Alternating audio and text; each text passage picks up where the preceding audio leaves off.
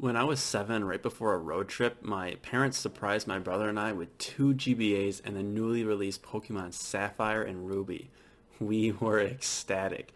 I got Ruby because at the time I was in love with dinosaurs, and my brother got the other one. I'm pretty sure this was the first video game I ever personally owned, although whales ended up becoming my new favorite animal shortly after, so I ended up trading my Ruby for Nick Sapphire.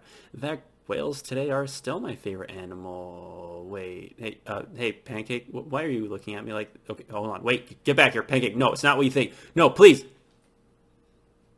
I eventually upgraded to Pokemon Emerald, which is my all-time favorite Pokemon game, since it's technically a better version of Ruby and Sapphire.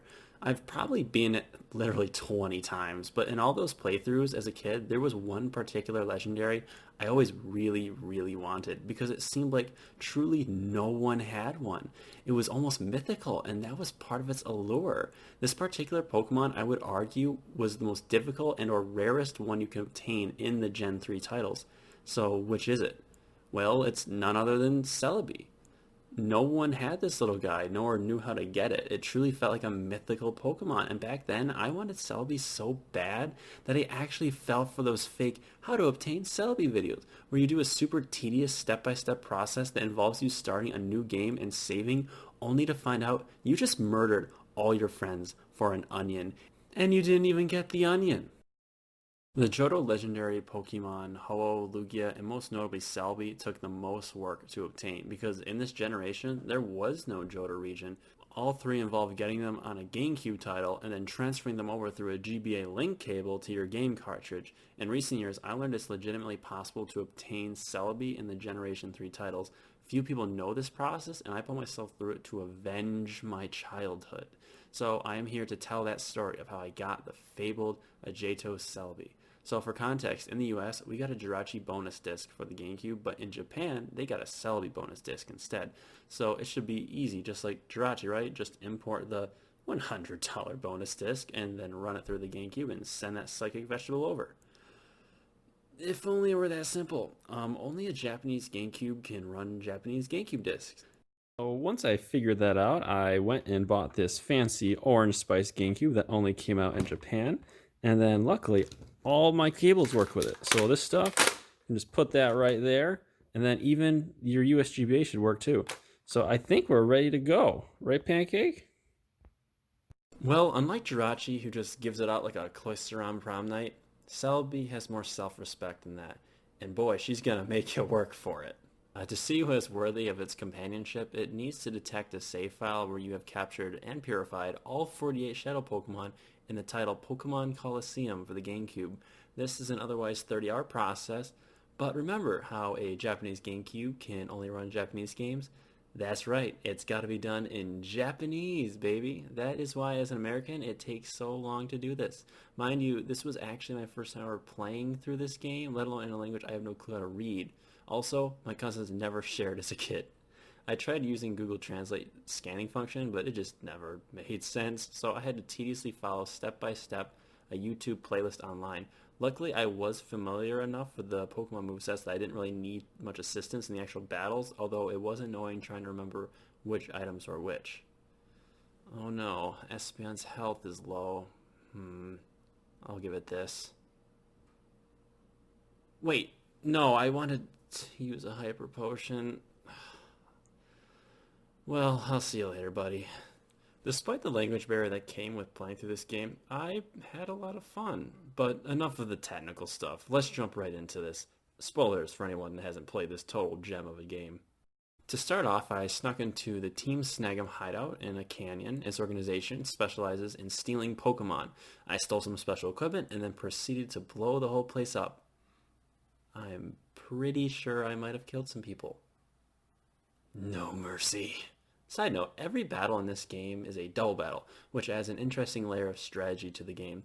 In the next town, I rescue this girl Rui from some goons. I learn she has the Byakugan eyes and can see an otherwise invisible and suspicious shadowy aura coming off of select Pokemon. Oh hey, what's up? I feel like we'll meet again. I feel like you'll be the final boss. I'll take that as a compliment. On my hair. Mayor, there are these shadowy Pokemon causing trouble. You need to look into this. Oh, Sure. I'll look into it. You should leave this office and go investigate the Colosseum nearby. Great idea! There, I find two Team Snaggle members that recognize me as a former member of their team. That's right, I used to be a bad guy, and apparently I was really good at it. This was kind of refreshing because all we ever see in Pokemon games is the standard happy-go-lucky 12-year-old owns some adults twice their age. But anyway, Espeon and Umbreon took those guys down, and then Rui gave a nice speech about how she doesn't care about my past and that we are in this together. In other words, she is glued to me like a crazy ex-girlfriend. Like, I'm not kidding. She keeps a 4 foot distance from me at all times. And she's not even wearing a mask. If you want to get rid of her, you gotta get her stuck on an edge, which is short-lived anyway, because she'll eventually just bolt to you from off screen. It's not so bad, though. I mean, it's kind of nice having company in a surprisingly gruff game like this. Afterwards, we have to rescue the mayor from this guy, and it's here we learn that the machine we stole from earlier is the snag machine, and it's used to steal people's Pokemon. And while I was at it, I used it to steal back a Shadow Makuhita, which we could put on our team if we wish. If we wish. This Team Cypher organization is taking Pokemon and modifying them into shadow Pokemon by closing off their hearts, which turns them into stronger and more evil versions of themselves. You can only catch shadow Pokemon from other trainers, and there are 48 in total. Catching these are how you expand and build your team. You can't steal regular Pokemon, but that would be amusing. Unfortunately, shadow Pokemon are not the best to use in battle because they'll randomly get super moody and you'll need to waste a turn to calm them down. Before I could leave the town, all the entrances were blocked by the red, blue, and green Power Rangers. You only had to beat one, luckily, and each one has a corresponding second evolution Shadow Johto starter. I fought the red one, and I caught a Shadow Quilava.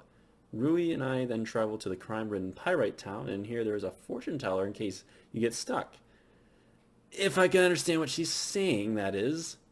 She's amazing. She told me where my wife is after she left me.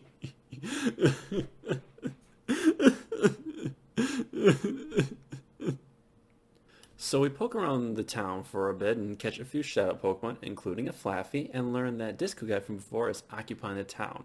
So I face up to him, and he has 4 Ludicolo. That's 4 more Ludicolo than I would ever use. And a Shadow Sudowoodo. His Ludicolo are water grass types, and therefore they are only weak to bug, flying, and poison type attacks. And by this point in the game, you probably don't even have that many moves like those. Not only that, they flinch you, leech seed you, and just keep sapping away your health with Absorb and Mega Drain. It's just a really drawn out battle because you don't really do that much damage, and he just keeps healing at your expense. Regardless, I slowly beat him and free the town of his disco dancing.